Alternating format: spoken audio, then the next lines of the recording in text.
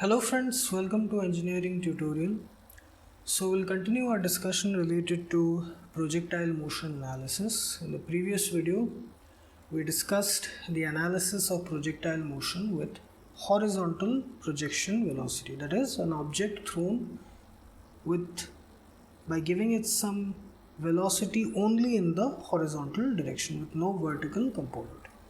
In this video, we are going to discuss about the angular projection, where the initial projection velocity has both x and y components, that is both horizontal and vertical components.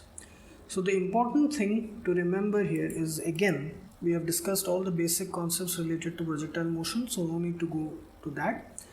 Is the principle of physical independence of motion. Again, I have to remind you this because it is very important. We have discussed it in the first video related to projectile analysis, in the previous video related to horizontal projection analysis, and also I am repeating in this video because you need to set it in your mind that the motion along the horizontal, that is x-axis, and along the vertical, that is y-axis, they are independent of each other.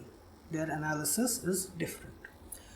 So here the equations of motion, the basic equations of motion, that is v is equal to u plus at, s is equal to ut plus half at square, and v square minus u square is equal to s, they are separately applied to their x and y component parameters.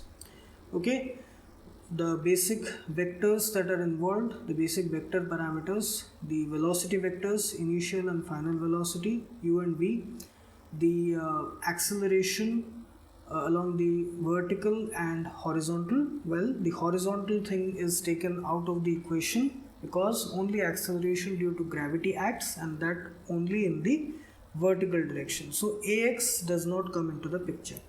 Still, we have to write the equation in a proper format so that you can understand. And then displacement, the displacement along the horizontal direction and the displacement along the vertical direction, sx and sy. So all the equations are written in their respective component forms. So now let us discuss the main topic, which is the projectile with angular projection.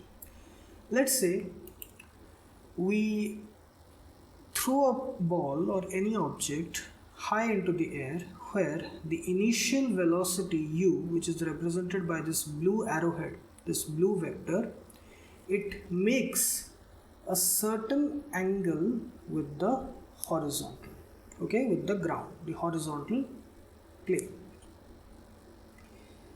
So here the important thing is that this initial velocity, it has two separate components. First, the horizontal component, okay, the horizontal component ux, which is equal to u cos theta, and the vertical component, which is equal to uy equals to u sin theta. Okay, this and this. So u cos theta is responsible for the horizontal motion of the object, the horizontal displacement. U sin theta, along with acceleration due to gravity, it is responsible for the vertical motion of the object. So again, I am making it clear. For the horizontal motion of the object, in this case,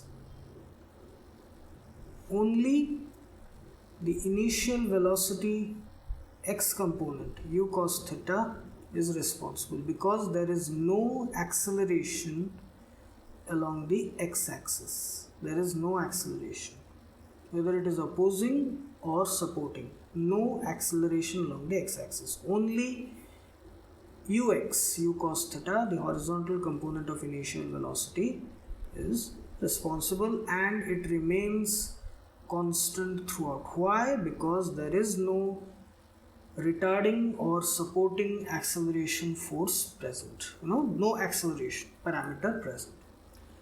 Now, for the vertical motion, the vertical motion is composed of two parts. First, the journey from O to Q, from this point to this point, and then the journey from Q to O dash, from this point to this point. So this is the upward vertical motion of the object. This is the downward vertical motion of the object. Here I am just giving the basic layout of the discussion, then we can go on to the mathematical analysis. Okay. The initial velocity component along the vertical direction, that is equal to uy is equal to u sine theta, okay, which is responsible for the upward motion from O to Q, this uy sine theta. So gravity is acting in the opposite direction. It is retarding the upward motion because uy sine theta is upward. Acceleration due to gravity small g is downward. So it will oppose the upward motion. So what will happen? The initial vertical component u sine theta will keep on decreasing until the object reaches the point Q, where it will become 0. Okay, so here it will come to rest. Momentarily it will come to rest starting from this point. Then from this point, the component in the downward direction, the vertical component in the downward direction, here it will start to increase. Okay, so this is the initial component. Here it is not u, let's represent it with v, okay, for clarity. Okay, so at all these remaining points we'll use v, only u is for initial component. So here vy will become 0 at this point, the velocity component along the y-axis, because of gravity opposing it. So after coming momentarily to rest, it will then continue in its downward motion from Q to O dash.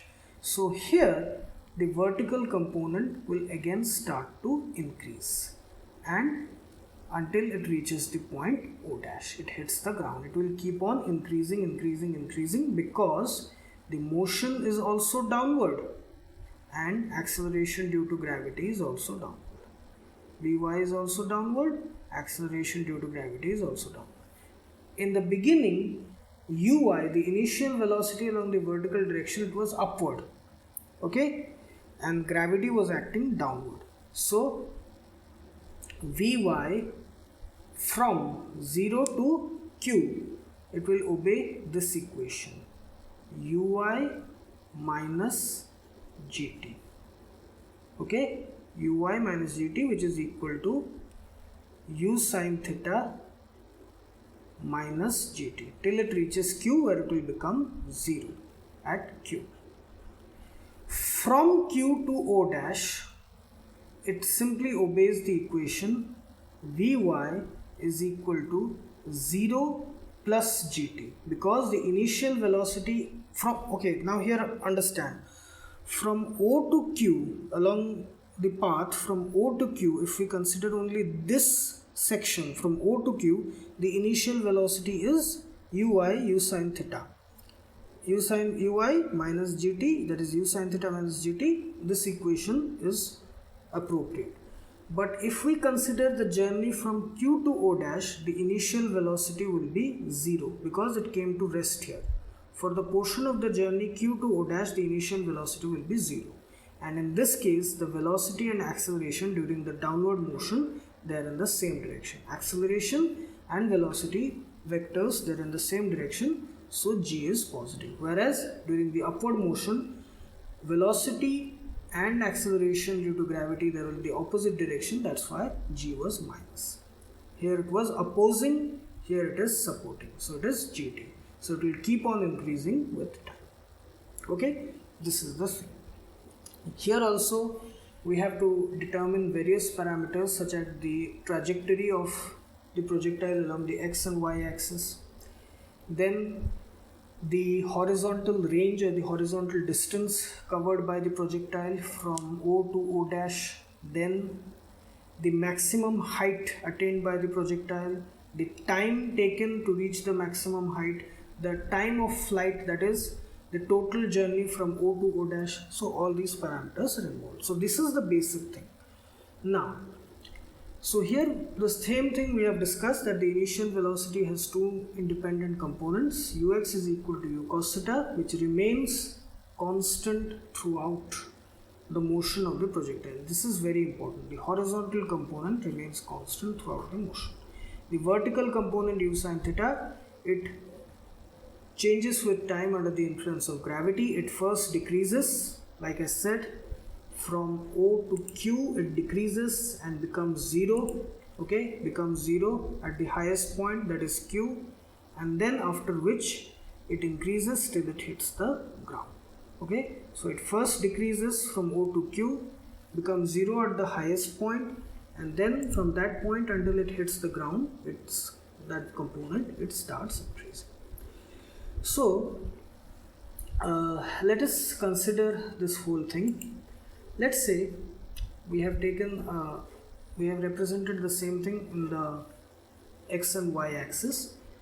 The object is thrown with initial velocity u, making an angle theta, let's say with the horizontal axis. So it has two components, u cos theta, sorry, this is u sin theta, this is u cos theta. It remains constant always. So these are the intermediate points, okay. Let's say it reached a point P after a certain period of time t, where it covered a net horizontal distance Sx is equal to x and net vertical displacement Sy is equal to y. And at this point it has a velocity v, and this vector makes an angle beta. Again, it can be resolved into two components here, which is v cos beta and v sin beta. This will not come into play much. Mainly the things that will come into play is the initial velocity, that component. This is not much required, but still we'll discuss it. So now this is the resolution of the initial and final velocity vectors.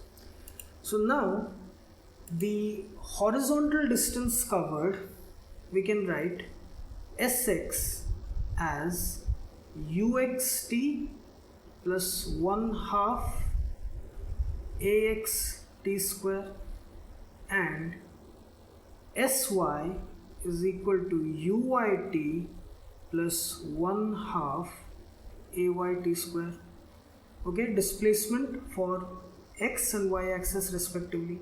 Now here Sx is equal to x, ux is equal to u cos theta, ax is equal to 0 because there is no acceleration along the horizontal axis. So ax is 0, so this whole term it becomes 0.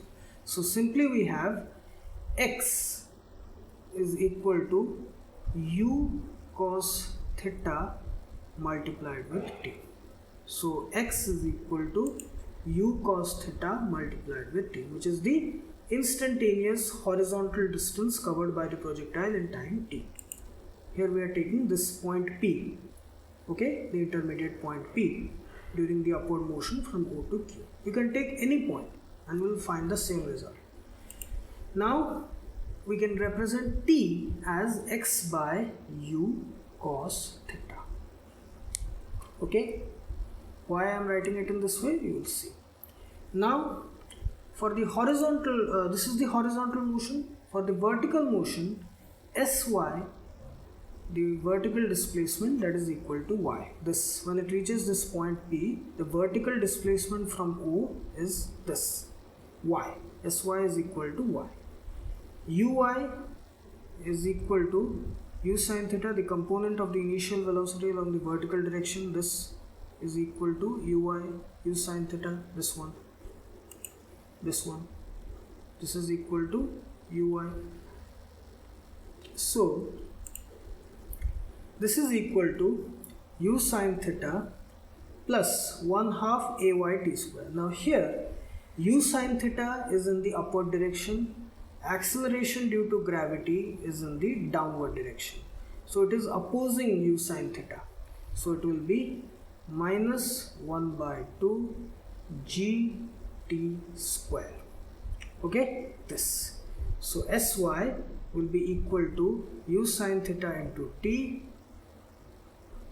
Sy will be equal to u sine theta into t minus 1/2 gt square. Simply substituting this one. Sy is equal to y, so this will become y is equal to u sine theta into t minus 1/2 gt square. We are simply substituting the values. Sy is equal to y, uy is equal to u sine theta, ay is equal to minus g. Why? Because acceleration due to gravity is opposing the upward motion, upward component u sine theta. See, y is equal to u sine theta into t minus 1/2 gt square. So here we'll substitute this t is equal to x by u cos theta here and here. So we'll get this relationship. Y is equal to u sine theta into t, which is equal to x by u cos theta minus 1/2 g t square. T is equal to again x by u cos theta square. So we have u cancelled, sin theta by cos theta becomes tan theta. So it is tan theta x minus g by 2u square cos square theta x square. So here this is a constant tan theta depending upon that position, and this is also another constant g by 2u square cos square theta, because u cos theta it remains constant throughout. So we can write it as px minus qx square. So it is a quadratic function of x. Okay, y is a quadratic function of x. So again the trajectory of the projectile will be in the shape of a parabola. We have proved it mathematically. So this is the equation of trajectory of the projectile motion with angular projection. Okay, this is clear, the parabolic path taken by the projectile. Then is time of maximum height. So if you see this projectile, it starts from O, it reaches Q, which is the maximum vertical displacement of the projectile. Maximum vertical displacement of the projectile, which is called as maximum height of the projectile. Okay, maximum height, HM. So how much time does it take for the particle or the projectile to reach Q? So we'll be dealing with that. So here we'll be using the equation Vy is equal to Uy plus Ayt. So the base equation is V is equal to U plus At, the first equation of motion. Here we have used the respective components, y components, Vy, Uy, Ay. So for the upward motion of the projectile from O to Q, the y component of the initial velocity is equal to u sine theta. Acceleration due to gravity is acting downwards, so Ay will be equal to minus g because it is opposing the Uy, the vertical component. So it will simply be Vy, which is substituted with 0. Why? Again, for the motion from 0 to Q, the initial velocity is Uy is equal to u sine theta. The acceleration due to gravity, it opposes this motion and it finally comes to rest here momentary rest.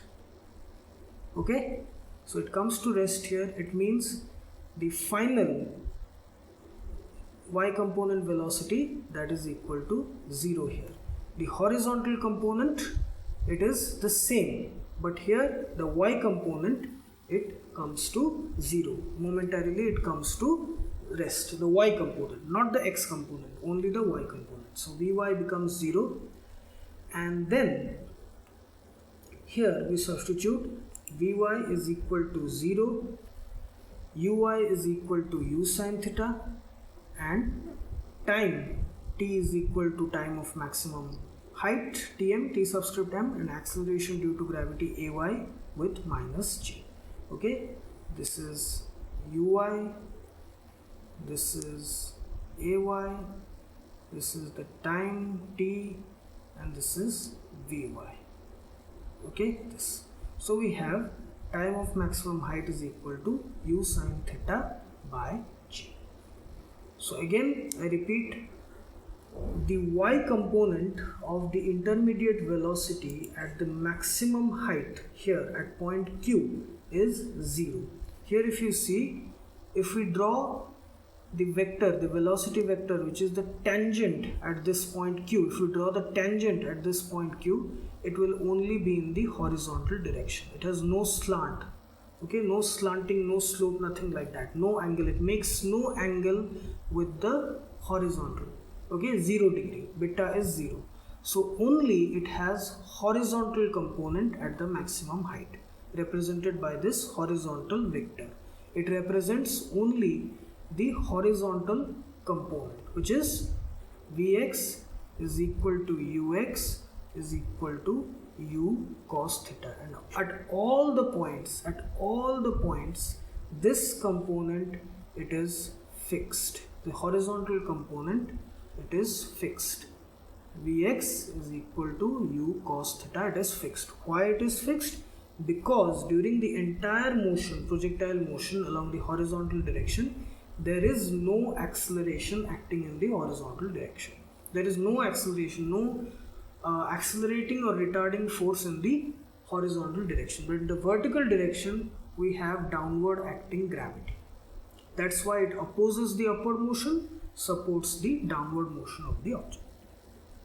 Okay, so time of maximum height, we use the y component of the first equation of motion. Vy is equal to uy plus ayt. We substituted Vy with 0 because y component becomes 0 at the maximum height.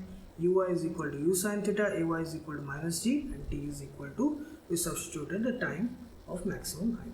So Tm is equal to u sine theta by g. Okay, so this is time of maximum height. Next is time of flight. So it is the total time taken by the projectile starting from O, reaching Q, again reaching O dash, where O and O dash, they lie on the same plane. It is called as horizontal plane of projection. It is the time taken by the projectile from the instant it is launched with an angular projection to come to the same horizontal plane of projection. Here the horizontal plane of projection is O, O dash. O, O dash is the horizontal plane of projection, to come to the same level from where it was launched. The particle coming to the same level from where it was launched. That is called as time of flight. So in order to determine time of flight, we'll consider the net vertical motion. Here if you see, when the object or the particle has arrived at the same level from where it was launched, it means the net vertical displacement, it is equal to 0, because it was launched from the same level and it came to the same level. No vertical displacement. Yes, horizontal displacement is there. Which is R, capital R. But vertical displacement is 0. Vertical displacement, that is along the y-axis, displacement is 0. So we'll be using here the equation for time of flight. We'll be using the equation Sy is equal to uyt plus 1/2 ayt square for the vertical motion using the y components. So the net vertical displacement is 0. So we substitute Sy with 0. Uy is equal to u sine theta. The entire duration of projectile motion to come to the same level, that is t is equal to t subscript f, which is the time of flight. Again ay is equal to minus g.